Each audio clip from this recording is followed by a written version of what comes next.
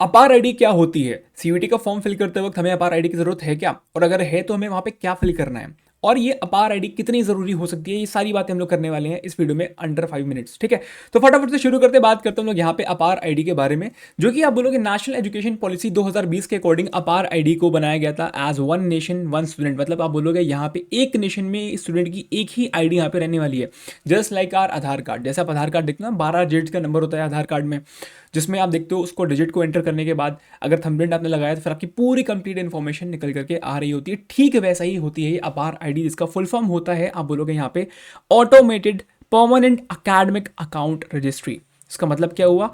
इसका मतलब ये हुआ कि भाई ये जो एक ऐसी आपकी आईडी है जो कि स्टोर करती है, ठीक है, ये आपकी एक ऐसी आईडी है जो कि स्टोर करती है आपकी ऑल एकेडमिक अचीवमेंट्स, आपकी जो भी एकेडमिक अचीवमेंट्स हैं, आपके जो भी क्रेडिट्स हैं, आपके जो भी को करिकुलर रिकॉर्ड्स हैं, वो सब कुछ एक जगह पे स्टोर करती है। एंड जब आप एक इंस्टीट्यूट से, फॉर एग्जांपल स्कूल से आप कॉलेज में जा रहे होते हो, तो इस आईडी को जब कॉलेज में आप एंट्री करते हो तो आपकी कंप्लीट इन्फॉर्मेशन स्कूल से उठ करके कॉलेज में चली जा रही होती है बाय वन सिंगल आईडी। ठीक है, तो बहुत ज़्यादा रेलेवेंस होता है इस आईडी का। ठीक है, अब बोलोगे नेशनल एजुकेशन पॉलिसी 2020 के अकॉर्डिंग इसको क्रिएट किया गया था अपार आईडी को। ठीक है, ये एक आप बोलोगे one nation one student ID का नाम दिया गया है इसको, टैगलाइन। ठीक है, अच्छा अगर हम आगे बढ़ते फटाफट से देखोगे यहाँ पे जो है इसकी आप बोलोगे अपार आईडी के, जब आप जाते हो इसकी वेबसाइट पे जाते हो तो आप देखोगे यहाँ पे one nation one student ID, इसका फुल फॉर्म भी आप यहाँ पे देख सकते हो। आगे बढ़ेंगे, कुछ ऐसी दिख रही होती है आईडी, कुछ ऐसी दिख रही होती है आईडी, और अगर आप देखोगे इसमें तो यहाँ पे 12 डिजिट का नंबर दिया होता है आपका अपार आईडी का। ठीक है, चलो गाइस आगे बढ़ते हैं फटाफट से। अगर हम बात करते हैं कि भाई आपके पास अगर अपार आईडी नहीं तो आप कैसे प्राप्त कर सकते हो, कैसे ले सकते हो। भाई अगर आप स्कूल में हो, स्कूल में भाई आप पेरेंट्स जाते हैं, है ना, पेरेंट जाते हैं, अपना कंसेंट सबमिट करते हैं, अपार आईडी आपकी जनरेट हो जाती है ईजिली, जो कि आपके डिजी लॉकर पे अपलोड हो जा रही होती है। ठीक है, अच्छा आगे बढ़ेंगे फटाफट से, नेक्स्ट बात करते हैं अपार आईडी मैटर क्यों करती है। भाई अपार आईडी इसलिए मैटर करती है ताकि यहाँ पे फ्रॉड प्रिवेंट कर पाए, मतलब कि ऐसा ना हो पाए कि किसी बच्चे का पेपर था उसकी जगह कोई और पेपर देने चला गया, राइट। मतलब बोलोगे eliminates fake students and proxy exam attempts. ठीक है, रिक्वायर्ड किस लिए होती है भाई? रिक्वायर्ड फॉर रजिस्ट्रेशन, रजिस्ट्रेशन के टाइम पे, वेरिफिकेशन के टाइम पे आपसे रिक्वायरमेंट होती है। ठीक है, अच्छा अगर हम बात करते हैं सीयूटी में भी इसको इंटीग्रेट किया गया है हाल ही में। ठीक है, आप बोलोगे हाल ही में इसको इंटीग्रेट किया, पहले भी आप बोलोगे एबीसी आईडी भी रिक्वायर होती थी, है ना, आप बोलोगे अकाउंट ऑफ, आप बोलोगे बैंक क्रेडिट्स, है ना, उसको रिक्वायर्ड होती थी पहले से भी। अब बोलोगे अपार आईडी जो है ये भी आपकी अब लगभग आप बोलोगे मैंडेटरी, तो अभी आप बोलोगे फॉर्म फिलिंग के टाइम पे आपका जो ऑप्शन आता है वहाँ पे आपका येस और नो पूछता है पहले आपसे। अगर आपका येस होती है फिर आपसे नंबर मांगता है, अगर आप नो कर देते हो फिलहाल के लिए तो भी आप फॉर्म में आगे प्रोसीड कर सकते हो। बट अपार आईडी क्या है इस बारे में जानना जरूरी है, क्योंकि वहां पे फॉर्म में ऑप्शन है, दैट इज वाई। ठीक है, अब देखोगे यहाँ पे future ready credential for all national entrance examination होता है ये।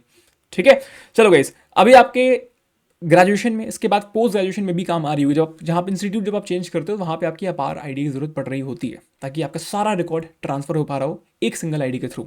ठीक है, अच्छा तो यहाँ पे अगर हम बात करते हैं, आपको अपने स्कूल से कॉन्टैक्ट करना होता है, पेरेंट कंसेंट फॉर्म भरते हैं, स्कूल आईडी जनरेट करती है और वो आपकी आईडी जो है वो एक्टिवेट हो जा रही होती है, डिजी लॉकर पे अपलोड हो जा रही होती है। ठीक, अगर हम बात करते हैं यहाँ पे डिजी लॉकर में इंटीग्रेट किया गया है ताकि जो है यहाँ पे एक बढ़िया तरीके से कनेक्शन हो पा रहा हो, है ना, directly linked with your DigiLocker account, easy access के लिए कभी कभी भी आप कहीं पे भी एक्सेस कर सकते हो उसको, है ना। ऑटो फेच रिकॉर्ड्स, आपके सारे मार्कशीट्स, सर्टिफिकेट्स और अचीवमेंट्स जो है सब ऑटोमेटिकली जो है फेच हो जाते हैं, आप उसको रिट्रीव कर सकते हो।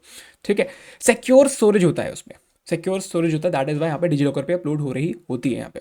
ठीक है, ध्यान रखना आपको कि भाई डिजी लॉकर आपके लिए अब आगे काफ़ी ज़्यादा काम आने वाला है। आप सारे जो अपने डॉक्यूमेंट्स होते हैं वो डिजी लॉकर में स्टोर करके आप रखते हो, बिकॉज बहुत इजीली फेचेबल होता है वो। फॉर एग्जांपल इवन आपकी जो डीएल वगैरह होता है, ड्राइविंग लाइसेंस वगैरह होता है, वो भी आप वहाँ पे रखते हो, है ना। So all important documents you keep on the DigiLocker, that is why even ये जो अपार आईडी है वो भी आपके डिजी लॉकर पे ही अपलोड हो रही होती है।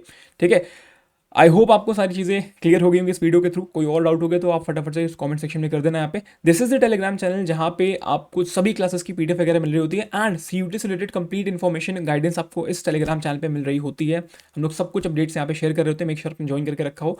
एंड अगर आप सीयूटी GAT 2026 में हाई स्कोर करना चाहते हो तो भाई this WhatsApp channel has many MCQs of GK and current affairs which are going to be very very important for your examination। ठीक है, तो आप यहाँ पे MCQs की प्रैक्टिस कर सकते हो फ्री ऑफ कॉस्ट। ठीक है, आगे बढ़ते हैं फटाफट से गाइस। इसी चैनल के प्लेलिस्ट सेक्शन जब आप विजिट करोगे तो आप देखोगे यहाँ पे आपके लिए बहुत सारे प्लेलिस्ट आपके लिए अवेलेबल है, जैसे आपका इंपॉर्टेंट जीके टॉपिक्स हो गया, टॉप 25 MCQ सीरीज हो गया, ठीक है, राइट। आपके मस्ट वॉच फॉर CUET 2026 आपका फॉर्म फिलिंग का वीडियो भी ऑलरेडी मैंने बना रखा है, आप उसको भी जाकर जरूर से चेकआउट करना है वहाँ पे, ठीक है।